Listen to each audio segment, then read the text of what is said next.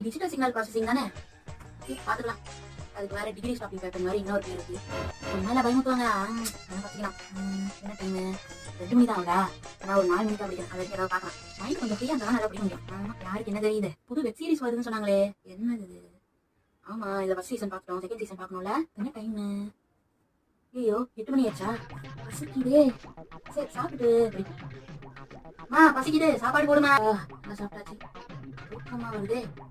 சும்மா ஒரு 2 பேஜ் பார்ப்போம். காலையில எழுந்து வச்சுக்கலாம், டைம் இருக்கும்.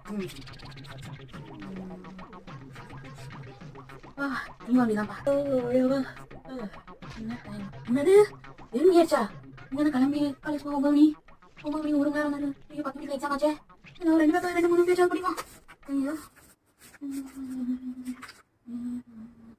ஐயோ படிச்சது எதுவுமே ஞாபகம் இல்லையா? எங்க படிச்சோம் நேரத்துல எப்படியோ ஓபி வச்சிட்டோம். படம் சொல்லி ஞாபகம் வர மாட்டேங்குது. அப்ப இந்த பேப்பரும் அரியரா